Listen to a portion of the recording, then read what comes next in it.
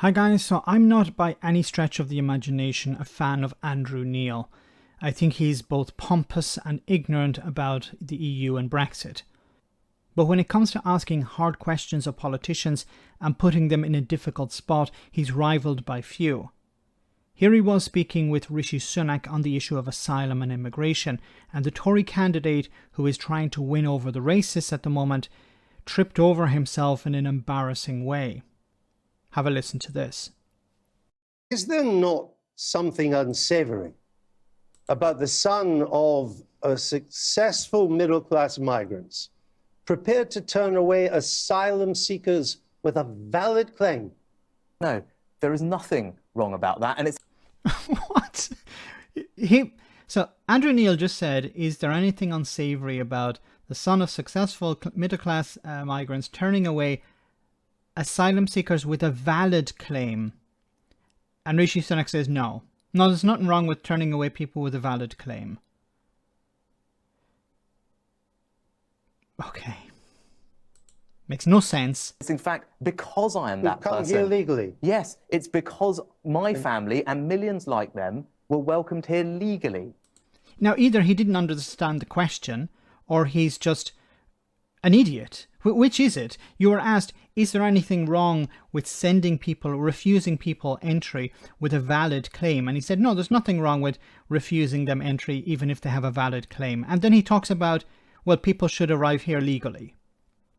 Well, if somebody, once again, this is muddying the waters here, because this is not about arriving legally or arriving illegally. There is no such thing as arriving illegally, because under UN conventions, which the UK signed up to, it's not a reason to dismiss someone's asylum claim because of the way they arrived in the country. This country has a proud and compassionate. This country has a proud and compassionate history of taking people in, but it is right that that process is legally, that it's orderly, and that it is controlled. Once again, did he not actually listen to the question, or is he just an idiot? Because the question was about people arriving with a valid claim, and Rishi Sunak said, no, I don't have a problem with removing people even if they have a valid claim. But he's going to get to perhaps why. That's the type of system But you're that I not going want to turn deliver. away even legal asylum seekers. Because there is a finite amount of asylum seekers that we can integrate and accommodate. And I think most reasonable people would agree with that. No, not reasonable people. Racists agree with that. And once again, this is Rishi Sunak trying to reach out to racists here. The racists are the ones saying the country is full. The racists are the ones who voted for Brexit to keep immigrants out. Remember, the majority of asylum seekers want to stay in the country, they want to build a life in the country, and they want to work. Many of them have skills that they'd like to put to use in British society. Asylum seekers are not allowed to work. And you'll have the likes of Nigel Farage and others complaining about how they're living off the state. Many of them, the majority of them, would like to work, but they can't work because of the system. The system does not permit them to work. Now, when they're processed as refugees and they eventually are allowed to stay, then they're able to work. But there are thousands of jobs available that refugees would like to do, but they can't.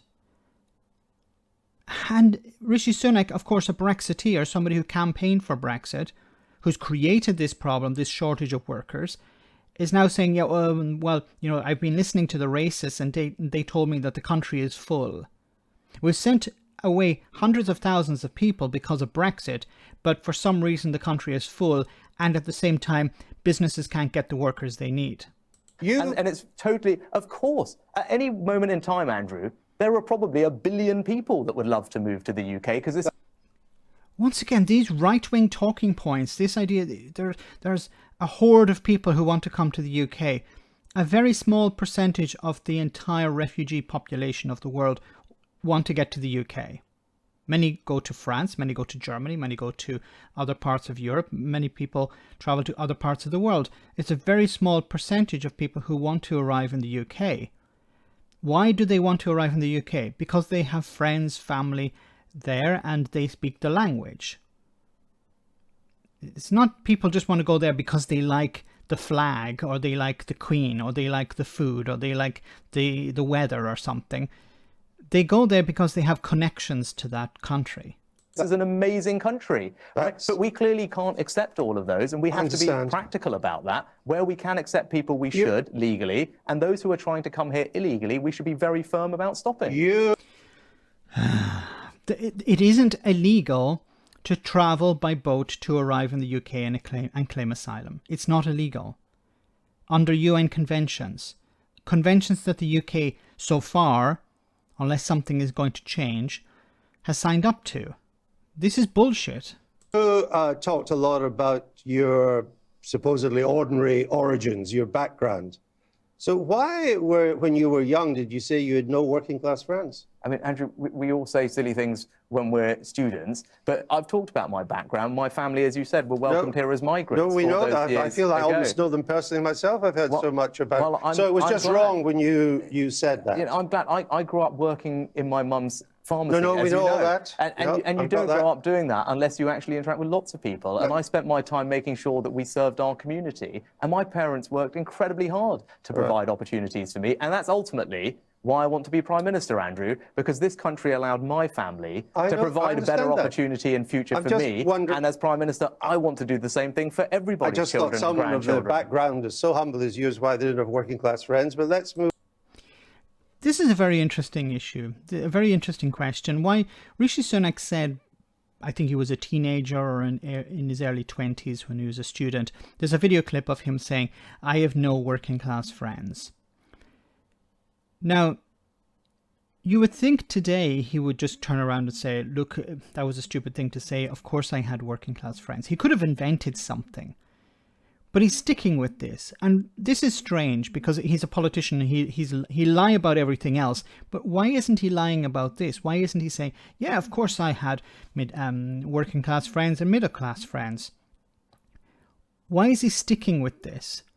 And the only conclusion I can come to is that he wants to appear as upper class. You know, he's married to a billionaire, a woman who allegedly is richer than the Queen, and he wants to maintain this upper class facade. Now, his roots are not upper class, but he's perhaps climbing this ladder, and he wants to jettison any connection to the middle class and certainly to the working class. But I think politically this is a bad approach because you want to appear as someone who's a man of the people. Even if you live in a palace, it doesn't matter. You have to appear as a man of the people or a woman of the people if you want to, in the same way that Boris Johnson did. Boris Johnson, born with a silver spoon in his mouth, went to Eton, went to private colleges, private universities, was paid almost £250,000 to write rubbish for the Telegraph, I think it was, and was complaining about how he was struggling to survive on £150,000 a year.